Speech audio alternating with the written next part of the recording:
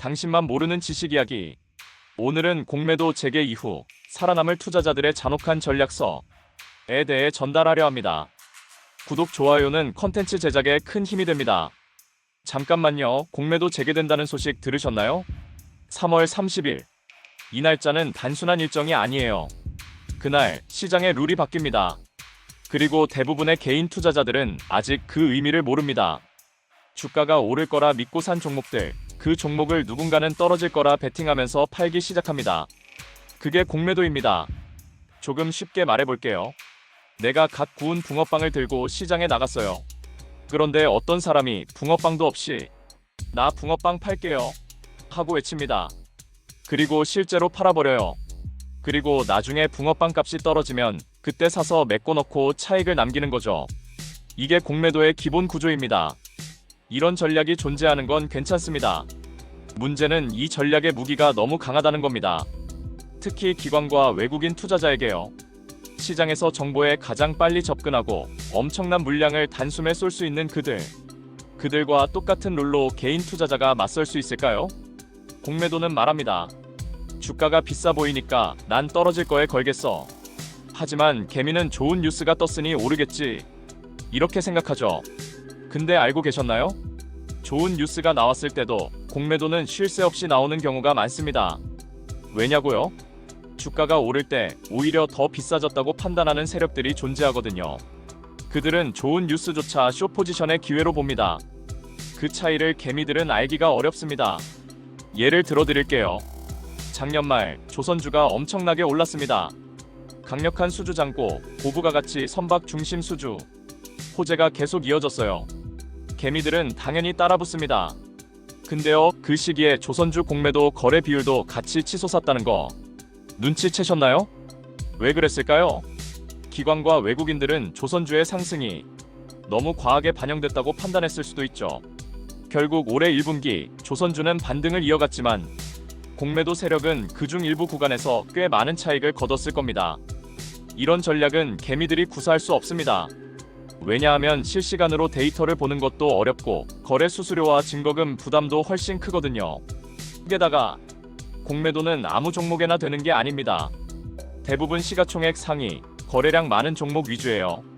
그럼 어떤 일이 벌어지냐면 개미들이 안전하다고 생각하는 대형주가 공매도의 주요 타깃이 되는 거예요. 이제부터가 중요합니다.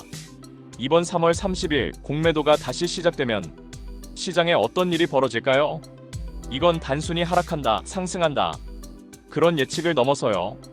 게임의 규칙이 바뀌는 순간입니다. 기관과 외국인은 롱숏 전략을 동시에 구사하게 됩니다. 즉, 어떤 종목은 사들이면서 동시에 어떤 종목은 매도 포지션을 잡아요.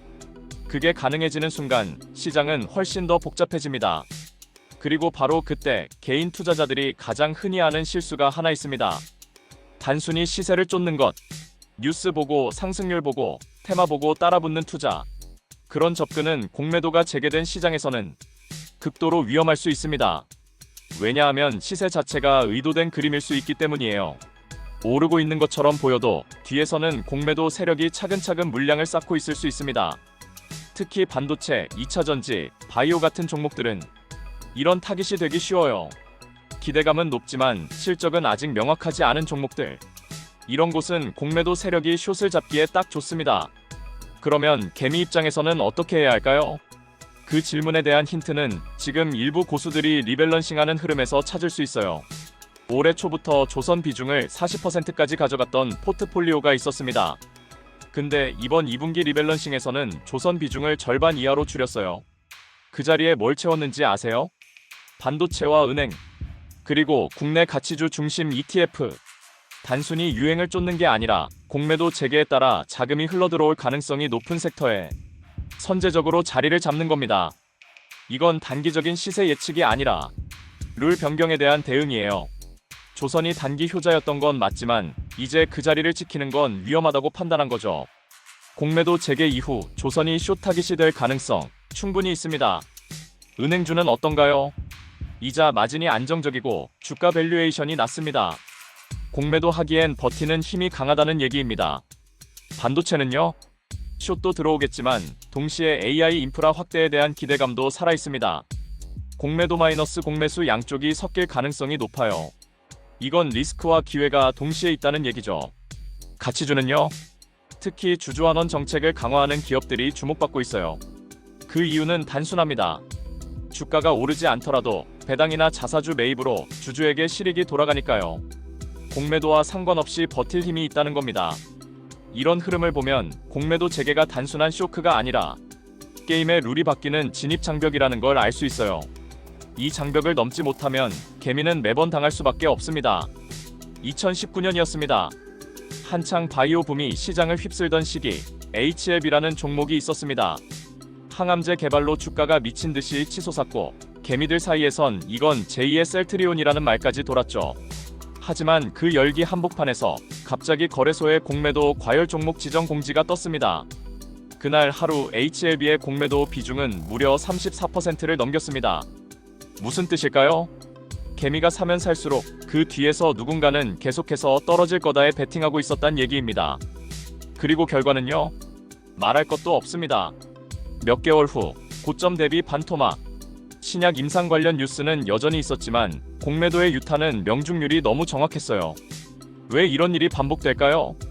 개미들은 이슈를 따라가고 세력은 타이밍을 계산합니다. 그리고 공매도는 그 타이밍의 정점을 노립니다. 이건 단순한 기술이 아닙니다. 심리전입니다. 시장의 기대감이 정점에 다다를 때 그 기대감을 깨뜨릴 무기가 공매도입니다. 이제 중요한 질문을 던져볼게요. 이런 시장에서 개미는 도대체 뭘 할 수 있을까요? 정말 아무것도 못하나요? 그렇지 않습니다. 이 시장엔 생각보다 많은 숨구멍이 존재합니다. 다만 잘 안 보일 뿐이죠.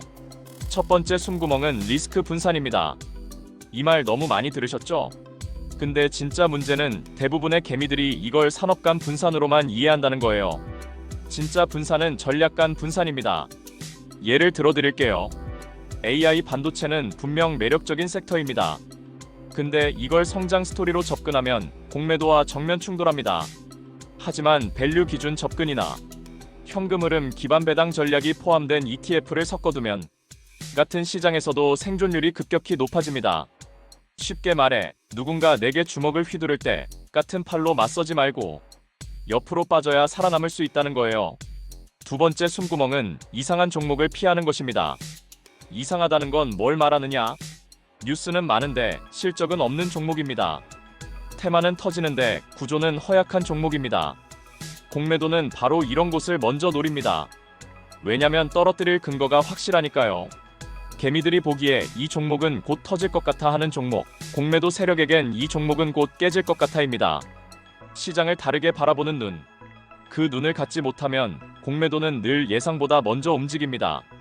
세 번째는 타이밍입니다. 지금 많은 개미들이 공매도 재개일을 기점으로 한 번에 매매를 다 끝내려고 합니다. 근데 진짜 고수들은 공매도 재개 직후 23주가 가장 혼탁하다는 걸 알고 있어요. 이 시기엔 쇼커버링, 프로그램 매매, ETF 리밸런싱이 동시에 겹치면서 주가가 의미 없이 요동치는 경우가 많습니다. 그래서 진짜 잘하는 사람들은 공매도 재개 다음 주가 아니라 공매도가 시장에 익숙해진 46주 후를 겨냥합니다. 그때 비로소 진짜 방향성이 보이기 시작하거든요. 이쯤 되면 궁금하실 겁니다. 그래서 지금 포트폴리오를 어떻게 조정해야 하느냐고요. 정답은 없습니다. 하지만 힌트는 분명히 있습니다. 예를 들어 누군가는 조선 비중을 과감히 줄였습니다. 그 자리에 은행과 반도체, 그리고 국내 가치주 ETF를 채웠습니다. 이게 단순히 좋아 보이니까 넣은 걸까요? 아니죠. 공매도 재개 이후 롱 포지션이 집중될 가능성이 높은 섹터를 선제적으로 담은 겁니다. 왜 은행이냐고요? 금리 고점 논의가 지속되는 상황에서 은행은 버티는 주식입니다. 공매도 세력에게 별로 매력적이지 않아요. 왜 가치주냐고요?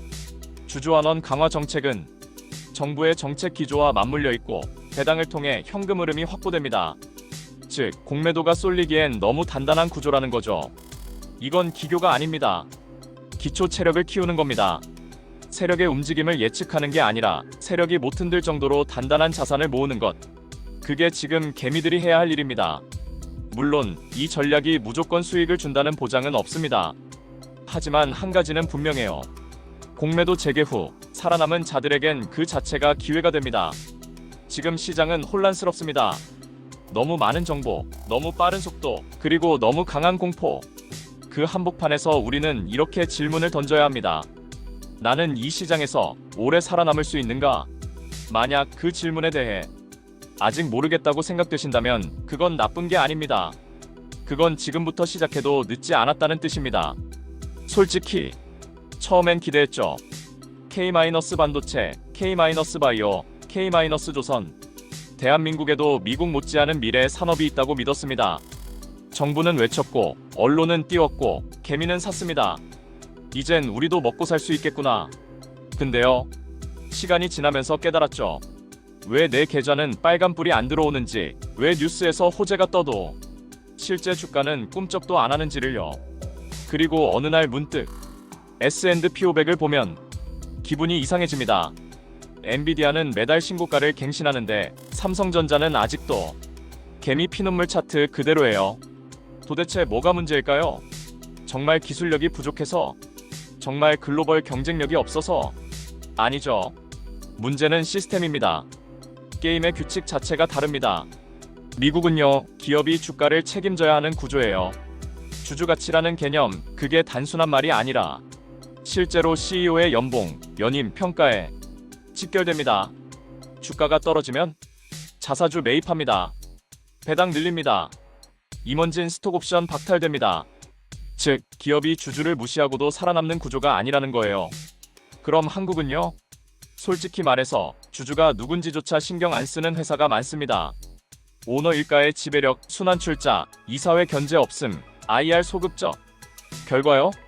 주가는 기업 성과를 따라가지 않습니다. 잘 보세요. 실적이 좋아도 안 오릅니다. 호재 뉴스가 터져도 일시적입니다. 왜냐고요? 그 수혜가 주주한테 안 가니까요. 그 사이 개미는 답답해졌고, 그리고 현실을 선택했습니다. S&P 500, 나스닥, 그리고 테슬라, 애플, 마이크로소프트. 이 기업들은 뭐가 다르냐고요? 일단 기다리면 보상이 옵니다. 10년 전 애플을 일주라도 들고 있었다면 지금 10배 넘게 불어났습니다. 한국은요? 10년 전 삼성전자 주가는 거의 제자리입니다. 배당 포함해도 2배 안 됩니다. 이쯤 되면 질문이 바뀌죠. 내가 한국 기업에 충성해야 할 이유가 뭐지? 이 질문, 요즘 투자 커뮤니티에서 정말 자주 등장합니다. 예전에는 보기 힘들었던 말들이에요. 하지만 지금은 감정이 아닌 숫자로 말합니다. 나는 더 이상 애국으로 투자하지 않는다. 이건 슬픈 현실이지만 부정할 수 없는 흐름입니다. 그럼 미국 시장이 무조건 안전하냐고요? 당연히 아닙니다. 하지만 적어도 시장을 예측하려는 스트레스에서 훨씬 자유로워질 수 있습니다. 공매도 있죠. 하지만 대형 기관의 숏 포지션은 전부 공개됩니다. 실적? 모든 기업이 IR과 가이던스를 철저히 운영합니다. CEO가 실수를 하면 주가 폭락하고 그 다음 분기 컨퍼런스 콜에서 투자자들한테 작정하고 두들겨 맞습니다. 그리고 그런 시장에선 개미도 일정 수준 이상의 정보를 받으며 동등한 게임을 할 수 있게 됩니다. 그래서 지금 수많은 동학개미들이 조용히 그러나 집요하게 서학개미로 변하고 있는 겁니다. 도저히 한국장에서는 길이 안 보인다. 이 말 요즘 30대 직장인들 입에서 그냥 툭툭 튀어나옵니다. 슬픈가요? 아니요. 이건 적응입니다. 자산을 지키기 위한 정말 마지막 선택지인 거죠. 지금 이 순간에도 국내 주식형 펀드에선 돈이 빠져나오고 해외 ETF로 자금이 몰려가고 있습니다. VTI, QQQ, SPY. 이제는 낯설지 않은 티커들. 개미들은 더 이상 꿈을 사지 않습니다. 시스템을 삽니다. 요즘 이런 말 들어보셨을 겁니다. 미국 주식은 시스템에 투자하는 거고 한국 주식은 사건에 베팅하는 거다. 냉정하지만 너무 정확한 표현입니다. 미국 주식의 핵심은 시스템입니다. 시장 전체가 주주를 중심으로 설계돼 있어요. 기업 실적은 분기마다 투명하게 공개되고 CEO는 자기 말에 책임져야 하며 자사주 매입, 배당 확대, 가이던스 상향 조정, 이 모든 게 투자자와의 신뢰 안에서 이루어집니다. 그래서 서학개미들은 숫자를 믿고 투자합니다. 이슈가 아니라 실적과 현금 흐름을 봅니다. 한국은 어떨까요? 가이던스 있나요? 없습니다. 공매도 재개하면 주가 흔들릴 거라는 거 다 알고 있습니다. 근데 기업 IR은 정적입니다. 왜냐면 책임질 필요가 없거든요. 주가는 시장이 정하는 거라고 말하면 그만입니다. 공시 이후 무대응, 개미는 그냥 알아서 판단해야 합니다. 이 차이 정말 작아 보이지만 결국 5년, 10년 지나면 계좌 수익률이 300%, 30%로 갈립니다. 자, 그럼 서학개미로서 어떻게 생존할 수 있을까요? 첫 번째 전략, 시스템 ETF를 기반으로 테마를 더 씹힌다. 예를 들어 드릴게요. QQQ를 기본으로 깔고 AI 테마 ETF나 반도체 하위 섹터 ETF를 30% 이내로 구성합니다. 그 이유는 간단합니다. 미국 시장은 섹터 리더가 전체 지수를 이끕니다. 예전에 애플이었고 지금은 엔비디아, 곧 마이크로소프트와 구글이 AI에서 주도권을 가져올 가능성도 있습니다. 이렇게 지수 안의 최강주들이 전체를 끌고 가는 구조예요. 그래서 개별주에 몰빵하는 것보다 지수를 사되 테마를 더 씹히는 방식이 장기적으로는 가장 위험 대비 수익이 뛰어납니다. 두 번째 전략, 숏 전략을 활용한 방어 ETF를 포트폴리오에 섞는다. 공매도가 두려우시죠? 그렇다면 그 공매도를 내 편으로 만드는 방법도 있습니다. 예를 들어 SARK 같은 ETF는 ARKK처럼 고밸류 혁신 테마 ETF가 하락할 때 수익을 내는 구조입니다. 즉, 시장이 흔들릴 때 숏 포지션으로 완충을 넣을 수 있어요. 이건 단순히 수익을 얻기 위한 목적이 아니라 전체 포트폴리오의 공포 감내력을 높여주는 장치입니다. 한국 시장에서는 이런 전략이 사실상 불가능하죠. 숏 ETF 자체도 많지 않고 운용력에 대한 신뢰도 부족합니다. 미국 시장이 개인에게 유리한 건 이런 양방향 도구들이 굉장히 정교하게 설계되어 있기 때문입니다. 세 번째 전략, 정기 매수 자산 리밸런싱 주기 고정. 이건 평범해 보이지만 실제로 실천하는 사람은 극소수입니다. 시장이 흔들릴수록 손은 멈추고 싶어지고 뉴스에 흔들리게 되죠.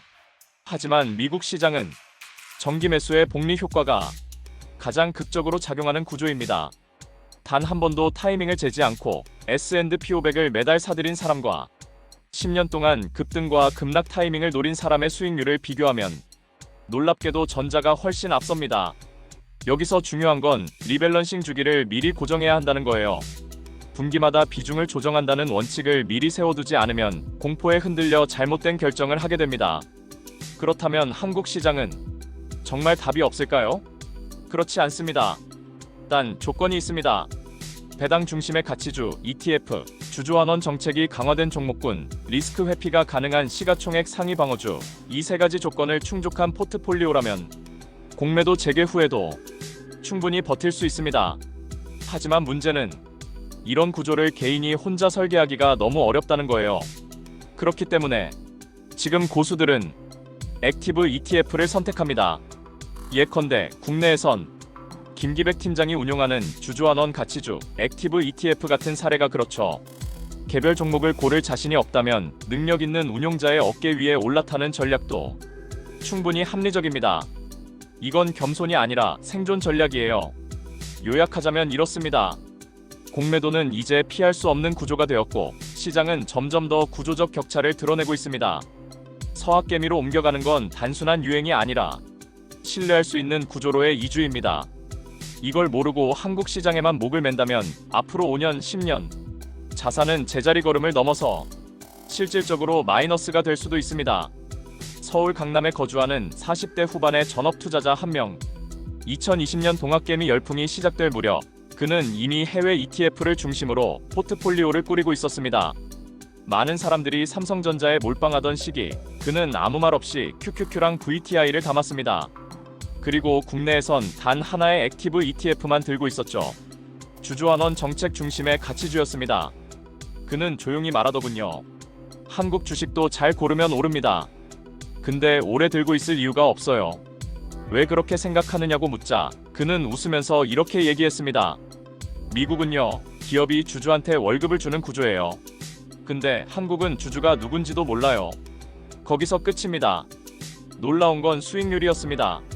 그의 연금저축계좌 4년 누적 수익률이 82%였고 그중 손실을 본 기간은 2달밖에 없었습니다. 그가 썼던 전략은 아주 단순했습니다. 연금저축계좌는 국내 중심으로 버티기 좋은 자산을 중심으로 구성했습니다. 일반 계좌는 미국 중심으로 성장과 방어를 조합해 만들었고요.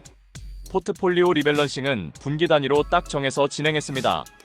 공매도 뉴스가 쏟아질 땐 절대 매수하지 않고 공매도 폭탄이 한번 쏟아지고 난 그 다음 주부터 추세를 확인하고 움직였습니다. 그는 이렇게 말합니다. 공매도는 피해야 할 대상이 아니에요. 타이밍을 바꾸게 해주는 신호등이죠. 이 말 곱씹을 필요가 있습니다. 공매도는 우리를 망하게 하려고 존재하는 게 아닙니다. 그건 그냥 시장의 구조예요.